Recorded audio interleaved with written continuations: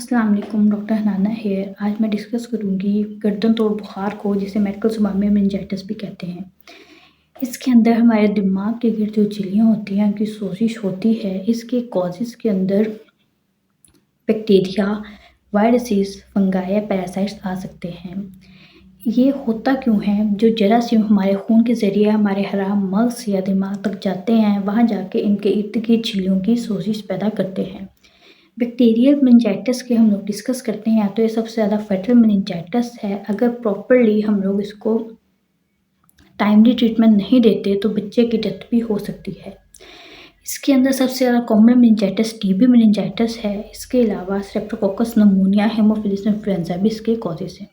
Viral meningitis हम लोग जब डॉर्मेंट्रीज़ के अंदर मोस्टली बच्चे रहते हैं तो इसकी वजह बन सकता है। इसके अलावा फंजाई के अंदर हम लोग अगर ऐसी ज़मीन पे काम कर रहे हैं जहाँ पे फंगस के स्पोर्स हैं, जो कि हमारी सांस के ज़रिए हमें इनहेल होते हैं, तो वो भी फंगस रिलेटेड मेनिंजाइटिस का कॉज बन सकते हैं। पैरासिटिक मेनिंजाइटिस की सबसे मेन कॉज टैबवर्म मेनिंजाइटिस है, सेरेब्रल मलेरिया है, या फिर इसको हम लोग ज़िनोफिलिक मेनिंजाइटिस भी कहते हैं।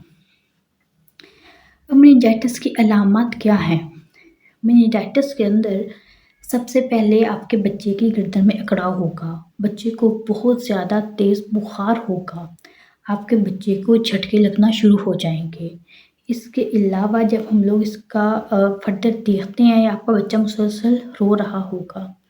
अब माएँ मोस्टली क्या करती हैं, अमूमन माँ को नहीं पता होता, वो आके ये कंप्लेन करती हैं कि हमारा बच्चा सारी रात रोता रहा है। जबकि वो ये बात समझने से कासिर होती हैं कि बच्चे को बेसिकली उस टाइम झटके लग रहे होते हैं, जिसकी वजह से उसकी प्रेजेंटेशन ऐसी होती है कि जैसे बच्चा कॉन्स्टेंटली क्राइंग स्टेट में है। इसके अलावा मेनिंजाइटिस इसके अलावा गर्दन तोड़ बुखार के जब मरीज़ होगा, वो बहुत ज़्यादा सुस्त होगा, वो इतना स्लगिश होगा कि वो इवन के खाने पीने के लिए भी नहीं उठेगा। कॉमन फाइंडिंग जो गर्दन तोड़ बुखार के अंदर होती है, वो होती है बल्जिंग फॉन्टेनेले। छोटे बच्चों की दिमाग की हड्डियाँ प्रॉपर्ली नहीं जुड़ी होती। उनकी फ्यूजन ना होने की वजह से उनकी सर के सामने वाली हड्डी और साइड वाली हड्डियों के दरमियान एक हिस्सा रह जाता है, जिसे फॉन्टेनेले कहते हैं, जो कि उम्र के साथ जुड़ता है। अब जब मेनिंजाइटिस होता है, यानी कि गर्दन तोड़ बुखार के अंदर सोजिश के साथ सीएसएफ का लेवल प्रेशर बढ़ना शुरू हो जाता है, जिसकी वजह से वहाँ पे हमें अमूमन उभार फील होता है। ये कॉमन प्रेजेंटेशन है मेनिंजाइटिस की। मेनिंजाइटिस के अंदर हम लोग 3-4 साइंस देखते हैं, जिसके अंदर सुमाए आ जाते हैं, नेक स्टिफनेस के साथ साथ ब्रोंकिस साइन या फिर कर्निंग साइन पॉजिटिव होता है। जब हम लोग पेशेंट की टांग को फोल्ड करते हैं तो अमूमन मरीज़ की नेक के अंदर फ्लेक्शन आती है, या अमूमन मरीज़ मुनन कराता है। ये कुछ साइंस हैं जो कि फर्दर डिटेल में जाएंगे तो मैं और टॉपिक की तरफ हम लोग मूव कर सकते हैं। डॉर्मेंट्रीज़ के अमूमन बच्चे जो होते हैं, जो कि डॉर्मेंट्रीज़ के अंदर रहते हैं, उनके अंदर भी मेनिंजाइटिस के चांसेस बहुत ज़्यादा होते हैं, क्योंकि ये बेसिकली ये वहाँ से बैक्टीरिया के थ्रू एक पर्सन से दूसरे पर्सन को हो सकता है। अब ऐसी कौन से कॉम्प्लिकेशंस हैं जो कि मेनिंजाइटिस की वजह से मरीज़ को हो सकती हैं? मरीज़ की क़ुव्वत समात मुतासिर हो सकती है, देखने की सलाहियत भी मुतासिर हो सकती है, लर्निंग डिसेबिलिटीज़ आएँगी, दिमाग का डैमेज हो सकता है, जिसकी वजह से मरीज़ शॉक में जा सकता है, कोमा के साथ डेथ भी हो सकती है।